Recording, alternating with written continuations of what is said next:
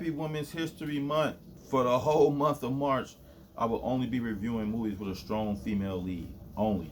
The movie I will be reviewing today is called Where the Crawdads Sing. It's a must watch. It's a must watch. So we got a murder. Yep, Chase has been murdered. And now we got the authorities of the town investigating the case, pretty much. We get a suspect, Catherine. And the whole town thinks and believes Catherine is the culprit. So then we have Tom, played by David Strathairn, I guess. He elects to represent Catherine in the case because she doesn't have any representation. And they all live in a small town. He's known Catherine his whole life, so he decides to represent her because he don't believe Catherine killed Chase. So pretty much this movie is about Catherine, but we'll call her Kaya because that's her nickname, Kaya. Right? Kaya is pretty much in jail, and she's kind of like telling Tom her story. And that's pretty much what the movie's about. Her telling him about her childhood growing up and everything. So we got a backstory. So, you got flashbacks. The movie is a big flashback while she's sitting in jail telling Tom about her life. So, it's pretty much, the usual, small town, mother left. So she's staying with the alcoholic father with all her siblings, and he's abusing them and yelling, verbally abusing them and whatnot. We have that story. Her abusive father, which is called Paul, they just call him Paul. It's one of the movies. She has a Paul. And he's played by Garrett Dillahunt. And so, this movie had that Reese Witherspoon produced feel. If you ever seen a Reese Witherspoon produced movie, you know what I'm talking about. It just had that feel. It was like, yo, this is going to be like Sweet Home Alabama. Just a country movie that's slow as fuck. Literally, that's what this movie was. So we got Mabel. Mabel is played by Michael Hyatt. And she kind of takes a liking to Kaya. She understands that her father, or Paul, is an alcoholic. And she knows her mother left her, and it's just her and Paul, because all the other siblings were older and they left. You know what I'm saying? Everybody left. Her brother, her two sisters, they all left. It's just Kaya and Paul. So, Mabel takes a liking to her, her and her husband, and they just really help her out. You know what I mean? Any life lessons she needs, any kind of food, anything she needs, she can go to the local store ran by Mabel and her husband and get advice and anything else she needed. So Kaya's life was kind of messed up. After a while, Paul left. Now it's just Kaya. She gotta be 8, 9, 10 years old. She's just at the house by herself. They left. So I said, remember I told you about Mabel and her husband James. They're pretty much helping Kaya. So Kaya, they have a store. So what Kaya would do was go and catch crawdads or crawdads or whatever they are. And she would take them to the store, sell them so she could get food or whatever. She literally started taking care of herself at a young age. You know what I'm saying? And it was miraculously, and they kept her secret because, child services and stuff used to want to come by and is a girl living by herself at that young age? But they kind of kept her low key.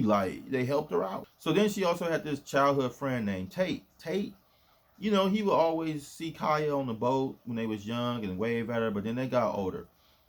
He realized Kaya wasn't going to school no more. Kaya couldn't go to school. She was raising herself.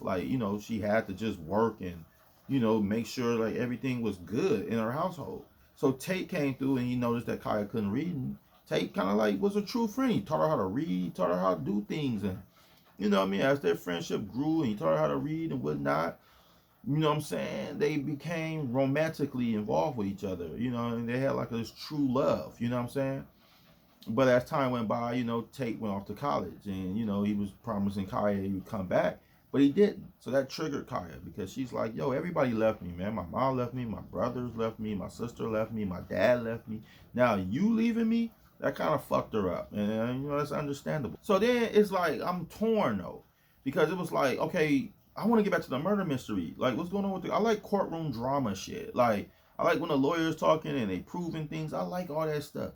But then we got this rom-com going on in the background. It's oh shit, now we got to deal with Tate leaving Kaya. It's yo, okay, but when we gonna get back to Catherine, not Kaya, because they're not calling her Kaya in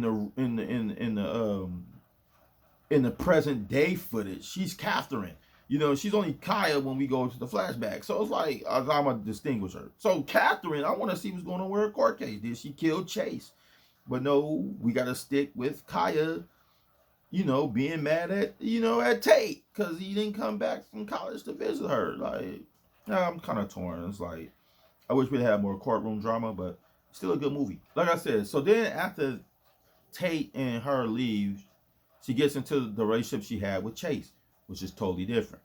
Now, Chase was more aggressive. He wasn't as caring. He wasn't as, you know, understanding and soft as Tate. He was just a man's man, if you want to say it that way. He was just, you know, aggressive, male, driven, like, yo. You know what I mean? More forceful with her. He wasn't, you know, he wasn't abusive, but he was just like a superman's man. He didn't understand her. He wasn't understanding. He wasn't gentle. Wasn't none of that. Tate was total opposite.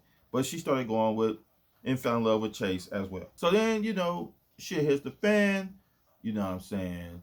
Tate comes back from college. Kaya sees him. She's kind of like mad at him. Like, what the fuck? Like, why you didn't say nothing to me? But she's with Chase. But then she ended up finding out Chase is a fuck boy because Chase was married. Well, it was just this whole thing. So now that gives her motive in the audience's eyes. Like I said, this movie, I'm not going to give too much away on what happened because I actually want you guys to watch this movie. My only problem with the movie was, like I said, was to me, in my opinion, because you might be a romantic or you might like the romance part of it. I just wish it would have been 50-50. I wish it would have been more of the courtroom stuff in the trial, but it wasn't. It was more of the rom-com stuff, which I didn't want because it just made the movie so long. But it doesn't take away from the fact that this movie is good and it was a must watch, and I think you should watch it. Especially on these rainy days. Like, I think it's the perfect movie to watch right now on these rainy days. So with that being said, man, cheers. Happy Women's History Month. Whatever's in your cup, I toast you. And with that being said, peace.